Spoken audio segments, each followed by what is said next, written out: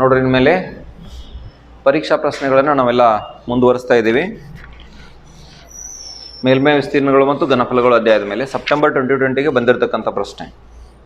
ಮೊದಲನೇ ಒಂದು ಪ್ರಶ್ನೆ, ಅದು ಅನುಕ್ರಮವಾಗಿ 10ನೇ ಪ್ರಶ್ನೆ. ನಿಮಗೆ ವಿಡಿಯೋ ಸರಣಿಯಲ್ಲಿ ಪ್ರಶ್ನೆ ಏನಿದೆ ಅಂದರೆ, ಒಂದು ನೇರ ವೃತ್ತಪಾದ ಸಿಲಿಂಡರ್ ಹಾಗೂ ನೇರ ವೃತ್ತಪಾದ ಶಂಕುವಿನ ಪಾದ ಮತ್ತು ಎತ್ತರಗಳು ಸಮನಾಗಿದ್ದು ಸಿಲಿಂಡರ್ನ ಘನಫಲವು 360 ಘನ ಸೆಂಟಿಮೀಟರ್ ಆದರೆ ಶಂಕುವಿನ ಘನಫಲ ಎಷ್ಟು ಅಂತ ಕೇಳ್ತಾನೆ. ಗಮನದಲ್ಲಿರಲಿ, ಒಂದು ಸಿಲಿಂಡರ್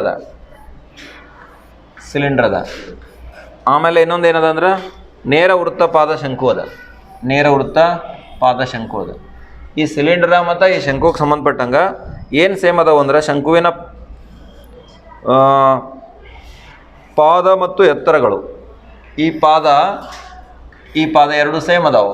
ಅಂದರೆ ಇವೆರಡು ತ್ರಿಜ್ಯನೂ ಸೇಮ್ ಐತೆ ಅಂದಂಗೆ, ಈ ಎತ್ತರನೂ ಸೇಮ್ ಐತಿ. ಈ ಎತ್ತರನೂ ಕೂಡ ಏನದ, ಸೇಮ್ ಅದ, ಒಂದೇ ಅದ.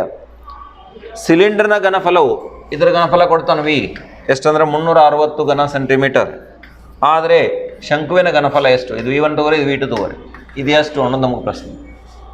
ನೋಡಿದ ತಕ್ಷಣ ಉತ್ತರ ಹೇಳ್ಬೋದು ನೇರವಾಗಿನ. ಸಿಲಿಂಡರ್ನ ಘನಫಲ, ಶಂಕುವಿನ ಘನಫಲ. ಶಂಕುವಿನ ಘನಫಲ ಸೂತ್ರ ಏನು? V2 1/3 πr²h. πr²h ಅಂದ್ರೆ ಏನದು? ಸಿಲಿಂಡರ್ ಘನಫಲ ಹೌದಿಲ್ಲ. ಇವೆರಡು ಸೇಮ್ ಅದಾವ ಅಂದ್ರೆ ಸಿಲಿಂಡರ್ಗೆ ಇದಕ್ಕೆ ಹೋಲಿಸಿದ್ರೆ ಇದ್ರ 1/3 ಇರ್ತೈತಿ. ಇದು 1/3 1/3 × 360 ಮಾಡಿದ್ರೆ ಉತ್ತರ ಸಿಗ್ತದೆ. ಏನು ಮತ್ತು ಫಾರ್ಮುಲಾದ ಬರೀದು ಅವಶ್ಯಕತೆ ಇಲ್ಲ. 3 1 3 ಅಂದರೆ 120 ನಮಗೆ ಎಷ್ಟನೇ ಆಪ್ಷನ್ದಾಗ ಐತೆ ಅಂದ್ರೆ, ಮೊದಲೇ ಐತೆ option A 120 cubic centimetre. Option ಏನಾಗಿದ್ದು ಉತ್ತರ ಐತೆ. ಯಾಕೆ 1/3 × 360 ತೊಗೊಂಡು ಗೊತ್ತಾಯ್ತು ನಮ್ಗೆ? P = 1/3 πr²h. ಇಲ್ಲೇ ಎರಡು ತ್ರಿಜ್ಯ ಬಂದದ, R1 R2 ಅಂತ ಏನು ಬೇಡ. ಇಲ್ಲಿ ಇದು ನೋಡ್ರಿ, πr²h ಬೆಲೆನೇ ಎಷ್ಟೈತಿ? 365. ಅದಕ್ಕೆ 11ನೇ ಪ್ರಶ್ನೆ ಅನುಕ್ರಮವಾಗಿ. ಮುಂದಿನ ಪ್ರಶ್ನೆ ಏನೈತೆ ನೋಡಿ, 7 ಸೆಂಟಿಮೀಟರ್ ತ್ರಿಜ್ಯವಿರುವ ಗೋಳದ ಮೇಲ್ಮೈ ವಿಸ್ತೀರ್ಣ ಕೇಳ್ತಾನೆ. ತ್ರಿಜ್ಯ ಎಷ್ಟದ? ಒಂದು ಗೋಳದ, ಈ ಗೋಳದ ತ್ರಿಜ್ಯ ಎಷ್ಟಿದೆ? R = 7 ಸೆಂಟಿಮೀಟರ್ ಇದೆ. ಇದರ ಮೇಲ್ಮೈ ವಿಸ್ತೀರ್ಣ ಎಷ್ಟು ಕೇಳ್ತಾನೆ. ಗೋಳದ ಮೇಲ್ಮೈ ವಿಸ್ತೀರ್ಣಕ್ಕೆ ಇರತಕ್ಕಂಥ ಸೂತ್ರ ಏನು? 4πr². 4πr² ಸ್ಮರಿಸ್ಕೊಟ್ಟು. 4 × 22/7 ಇಂಟು ತ್ರಿಜ್ಯ ಎಷ್ಟದ? 7 ಅದ. 7 ಗುಂಡ್ಲೆ 7, 7 ಕ್ಯಾನ್ಸಲ್ ಆಯ್ತು. A = 88 ಗುಂಡ್ಲೆ 7 ಗುಣಾಕಾರ ಮಾಡ್ರಿ. 88 4 2 8 8 7. 88 ಮತ್ತು 7 ಗುಣಿಸ್ರಿ, ಎಷ್ಟು ಬರುತ್ತೆ ನೋಡ್ರಿ? 88 ಮತ್ತು 7 616 ಚದರ ಸೆಂಟಿಮೀಟರ್. ಉತ್ತರ ನಿಮಗೆ ಆಪ್ಷನ್ ಸಿ ನಲ್ಲಿದೆ. ಇನ್ನೊಂದು ಒಂದು ಅಂಕದ ಪ್ರಶ್ನೆ ಬಂದ ಹಾಗಿದೆ, ಏನು ಅಂತ ನೋಡ್ರಿ.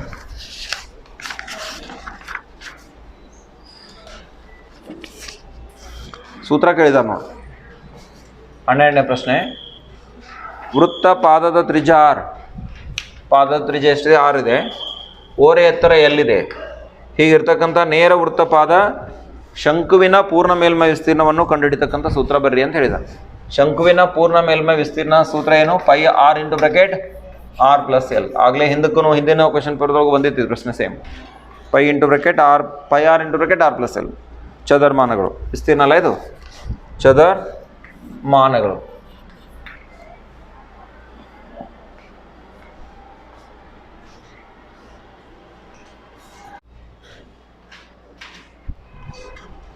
ಸರಿ, ಮುಂದಿನ ಒಂದು ಪ್ರಶ್ನೆ ಏನಿದೆ ನೋಡ್ರಿ.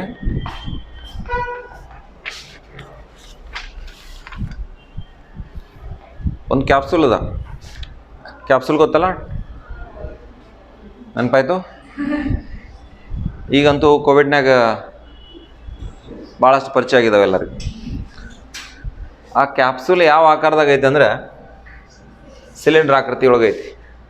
ಅದರ ದಂಡಿಗೆ ಎಜ್ಜಕ್ಕೆ ಸಮತಲ ಮುಖ ಇರಂಗಿಲ್ಲ, ಅದಕ್ಕೆ ಅರ್ಧ ಗೋಳಾಕೃತಿಯ ಮುಖ ಇರ್ತೈತೆ ಎರಡು ಕಡೆ. ನೆನಪಿಸ್ಕೋರಿ ಅಥವಾ ಅದನ್ನ ಕಲ್ಪಿಸ್ಕೋರಿ ಸರಿಯಾಗಿ.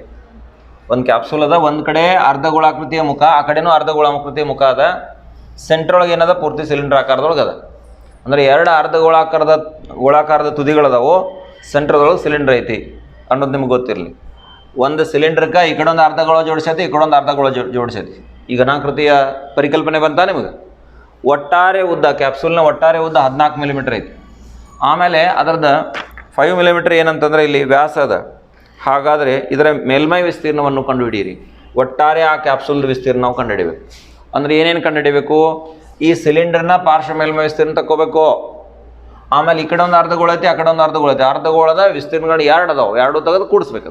ಟೋಟಲ್ ವಿಸ್ತೀರ್ಣ ಸಿಗ್ತೈತಿ, ಕ್ಯಾಪ್ಸೂಲ್ನ ವಿಸ್ತೀರ್ಣ ಸಿಗ್ತೈತಿ. ಇಷ್ಟು ನಮಗೆ ಲೆಕ್ಕಾಚಾರ, ಇಷ್ಟು ಆ್ಯಂಗಲ್ದೊಳಗೆ ಈ ಒಂದು ದಿಕ್ಕಿನೊಳಗೆ ನಮಗೆ ವಿಚಾರ ಇರಬೇಕು.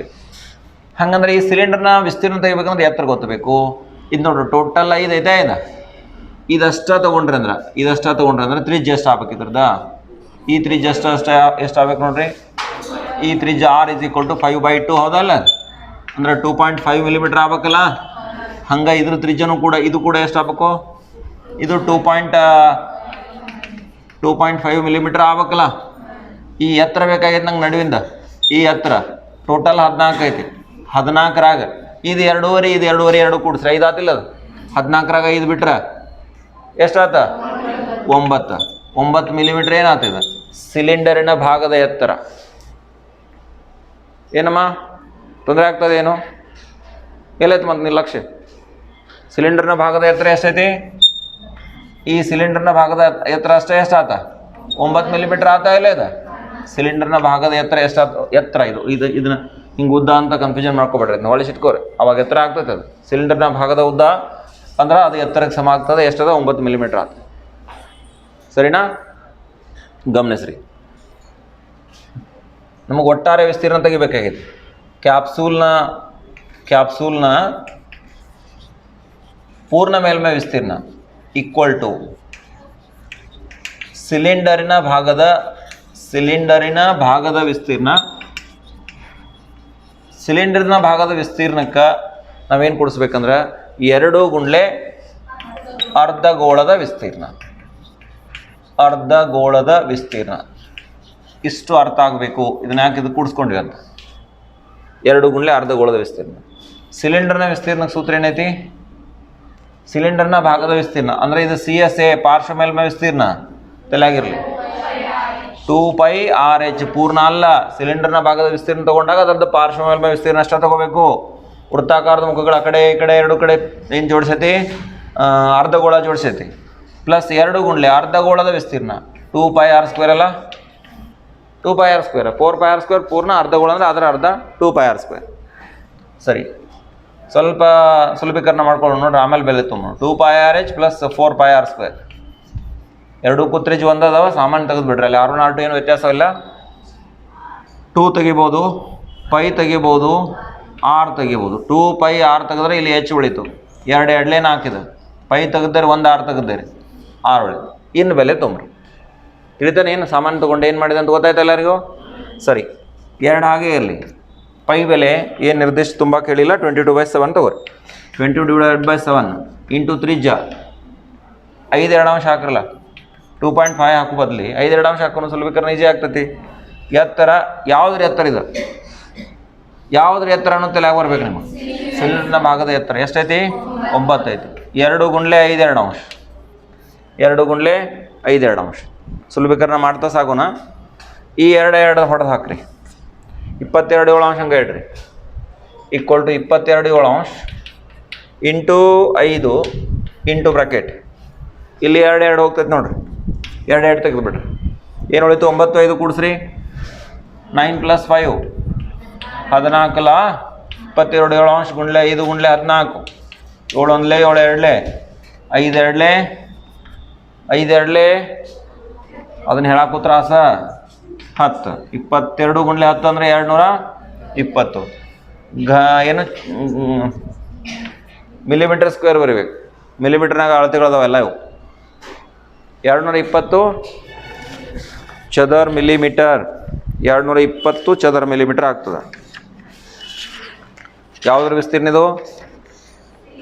ಕ್ಯಾಪ್ಸೂಲ್ನ ಮೇಲ್ಮೈ ವಿಸ್ತೀರ್ಣ ಇದೆ. ಸಿಲಿಂಡರ್ ಅಲ್ರಿ, ಕ್ಯಾಪ್ಸೂಲ್ ರೀ.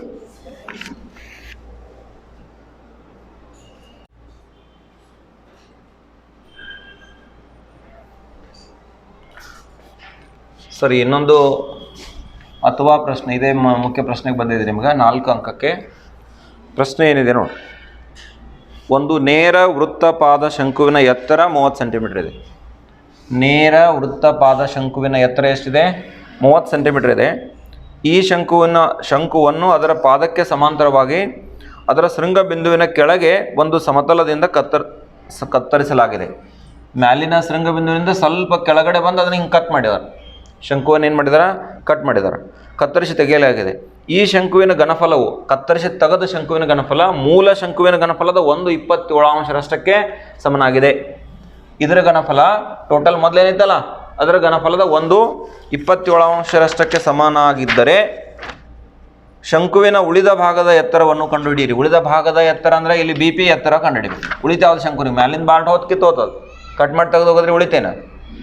ಬಿ ಪಿ ಎತ್ತರ ಆಗತ್ತಿಲ್ಲ, ಅದಕ್ಕೆ ಈ ಬಿ ಪಿ ಎತ್ತರವನ್ನು ನಾವು ಕಂಡುಹಿಡಿಬೇಕು. ಬಿ ಪಿ ಎತ್ತರ ಕಂಡುಹಿಡಿಬೇಕಂದ್ರೆ ಈ ಎ ಪಿದಾಗ ಟೋಟಲ್ ಎ ಪಿ 30 ಸೆಂಟಿಮೀಟರ್ ಇದೆ. ಎ ಪಿದಾಗ ಏನು ಬಿಡಬೇಕು? ಎ ಬಿ ಬಿಡಬೇಕು. ಆ ಕಟ್ ಮಾಡಿ ಏನು ಕತ್ತರಿಸಿ ತೆಗೆದೈತಿಲ್ಲ ಆ ಶಂಕುವಿನ ಭಾಗದ ಎತ್ತರ ಬೇಕು ನಮಗೆ. ಈ ಎತ್ತರ ಗೊತ್ತಿದ್ರೆ ಅಂದ್ರೆ ಎ ಬಿ ಎತ್ತರ ಗೊತ್ತಿದ್ರೆ ಲೆಕ್ಕಾಚಾರ ಮಾಡ್ಲಿಕ್ಕೆ ಆಗ್ತೈತೆ. ನಮ್ಮ ತಲೆಯಾಗ ಏನು ಓಡಬೇಕೀಗ? ಎ ಬಿ ಕಂಡುಹಿಡಿಬೇಕು ಅನ್ನೋದ್ರ ಬಗ್ಗೆ ಗಮನ ಇರಲಿ. ಅದನ್ನು ಹೆಂಗೆ ಕಂಡುಹಿಡಿಬೇಕು? ದತ್ತಾಂಶಗಳನ್ನ ಏನು ಕೊಟ್ಟಿದಾರ, ನಾವೇನು ಮಾಡ್ಕೋಬೇಕು ಅನ್ನೋದನ್ನು ಸ್ವಲ್ಪ ಲಕ್ಷ ಕೊಡ್ರಿ. ಇಲ್ಲಿ ಜಾಮಿತಿಯ ಪ್ರಕಾರ R1/R2 BC/PQ R1/R2 ಎದಕ್ಕೆ ಸಮ ಆಗ್ತದೆ? ಇವೆರಡು ಸಮರೂಪ ತ್ರಿಭುಜಗಳಾಗ್ತವೆ, ABC ಮತ್ತು APQ ತ್ರಿಭುಜಗಳು ಚಾಪ್ಟರ್ ಓದಿದ್ರೆ ಅದನ್ನು ಪರಿಕಲ್ಪನೆ ಅಪ್ಲೈ ಮಾಡ್ಕೋರಿ. R1/R2 ಈಸ್ ಈಕ್ವಲ್ ಟು ಆ ಕಡೆ H1 ತೊಗೊಂಡ್ರೆ H1 ಡಿವೈಡೆಡ್ ಬೈ 30 ಡೈರೆಕ್ಟ್ ಬರ್ಕೊಳ್ಳೋಣ. ಅಥವಾ ಈ ಎ ಬಿ ತೊಗೊಂಡ್ರೆ ಅಂದರೆ AB divided by AP, BC divided by PQ equal to AB divided by AP ಆಗ್ತದೆ ಇಲ್ಲೋ? ಇಷ್ಟ ವಿಚಾರ ಮಾಡೋದು. ಅಂದರೆ H1/30 ಬರ್ಕೊಂಡು ಡೈರೆಕ್ಟ್ ಇದು ಮುಂದೆ ಹೆಲ್ಪ್ ಆಕತ್ತೆ. ಇದಕ್ಕೆ ಸಮೀಕರಣ 1 ಅಂಟು R1/R2 is equal to H1/30. ಇದಕ್ಕೆ ಸಮೀಕರಣ 1 ಅಂದ್ಕೊಂಡಿವಿ ನಾವು. ಎರಡನೇ ದತ್ತಾಂಶ ಏನೈತೆ ಅಂದ್ರೆ ಶಂಕುವಿನ ಘನಫಲ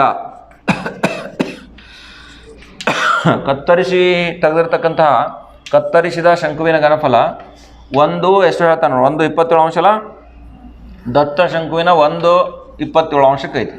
ದತ್ತ ಶಂಕುವಿನ ಘನಫಲಕ್ಕೆ ಇಷ್ಟಕ್ಕೆ ಸಮ ಐತಿ, ಹೌದಾ?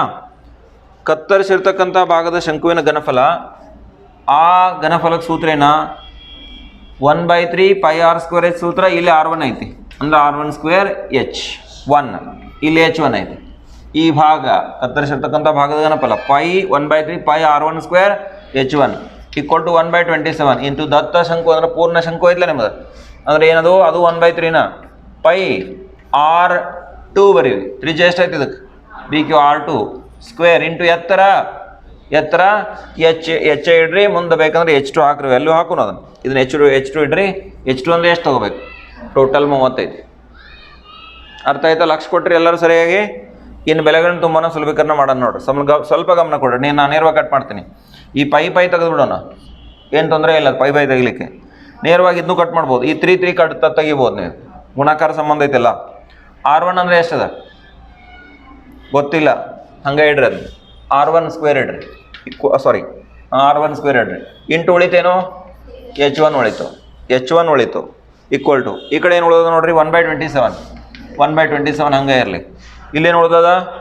R2² ಅದ ಇಂಟು H2 ಅಂದರೆ ಏನಾರ ಗೊತ್ತೈತೇನ? 30 H2. ಇದು ನಿಮ್ಗೆ H2ಗೆ ಸಮ ಆಗ್ತದೆ. ಮೂಲ ಶಂಕುವಿನ ಎತ್ತರ H2 ಎಷ್ಟು? 30. ಇಲ್ಲಿ ಒಂದು ಸ್ವಲ್ಪ ನೋಡ್ರಿ, ಇದನ್ನ ಎಲ್ಲಿ ಉಪಯೋಗ ಮಾಡ್ಕೋಬೇಕು ನಾವು? R1/R2 ಬರ್ತೈತೆ ನೋಡ್ರಿ. ಎಲ್ರಿ R1² ಐತಿ, R2² ಈ ಕಡೆ ತೊಗೊಂಬರ್ರಿ. R1 divided by R2². H1 ಅಂದ್ರೆ ಗೊತ್ತೈತೇನ? ಇಲ್ಲ, ಇರ್ಲಿ, ಏನು ವರಿ ಮಾಡ್ಕೋಬೇಡ್ರಿ, ಇರಲಿಲ್ಲ. ಅದು H1 ಆ ಕಡೆ ಕಳ್ಸೋಣ. ಈಗ R1/R2 bracket square is equal to 30 divided by 27 ಇಡ್ರಿ ಸದ್ಯಕ್ಕೆ. ಈ R2 ಈ ಕಡೆ ತೊಗೊಂಡೆ, ಹೌದಾ? ಇಲ್ಲೇ ಕಟ್ತಾ ಹೊಟ್ಟಿಲ್ಲ. 3 ಎಷ್ಟಲೇ? 3 9 27, 3 10. ಅದಕ್ಕೆ ಅದ್ರ ಬದಲಿ ಇಲ್ಲ ಇರ್ಲಿ ತೋರಂಗೆ ಇಡ್ರಿ. 10/9 ಇಡ್ರಿ. ಸುಲಭೀಕೃತ ಬೆಲೆ ಎಷ್ಟಾಗ್ತದೋ? 10/9 ಆಯ್ತು. R2 ಈ ಕಡೆ ತೊಗೊಂಡು ಬಂದಿರಿ. ಇನ್ನೇನು ಮಾಡಬೇಕು? ಈ H1 ಆ ಕಡೆ ಕಳಿಸ್ಬೇಕಾಗಿತ್ತು ನಾನು. 1/H1 ಯಾವ್ದು ಬಿಟ್ಟಿವೋ ಇಲ್ಲೋ ನೋಡ್ರಿ, ಸರಿಯಾಗಿ ನೋಡ್ರಿ. R1² divided by R2². ಈ H1 ಆ ಕಡೆ ಹೋಗೈತಿ. 10/9 10/9 ಬರ್ತೀನಿ ಸರಿನಾ. ಇದನ್ನು ಹಿಂಗೆ ಬರಿಬೋದಲ್ಲ, R1/R2 bracket square is equal to 10/9H1 ಸಾಧ್ಯಾಕತಿಲ್ಲ. ಇಲ್ಲಿ ನೋಡ್ರಿ R1/R2 ಅಂದರೆ ಎಷ್ಟೈತಿ, H1/30 ಐತಿ, ಹಾಕ್ರಿ ಅದ್ಮೇಲೆ H1/30 bracket square equal to 10/9H1. ಇಲ್ಲೂ H1 ಐತಿ, ಇಲ್ಲೂ H1 ಐತಿ, ಒಂದೇ ಚರಾಕ್ಷರ ಉಳಿತು. ಈಗ ಈ ಸಮೀಕರಣ ಬಿಡಿಸಿ ನಾವು ಏನು ತೆಗಿಬೋದು, H1 ಬೆಲೆಯನ್ನು ಕಂಡುಹಿಡಿಬೋದು. H1 ಅಂದರೆ ಏನು, ಎ ಬಿ ಸಿಕ್ತಂದ್ರೆ ಮುಗಿದೋತ್ಲ ನಮಗೆ. ಎ ಬಿ ಸಿಕ್ತಂದ್ರೆ ಬಿ ಪಿ ತೆಗಿಯಾಕೆ ಬರ್ತೈತಿಲ್ಲ.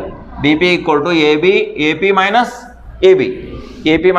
ಎ ಬಿ ಮೊದಲೇ ಚರ್ಚೆ ಮಾಡಿದ್ದೀವಿ ಅದು ನಾವು.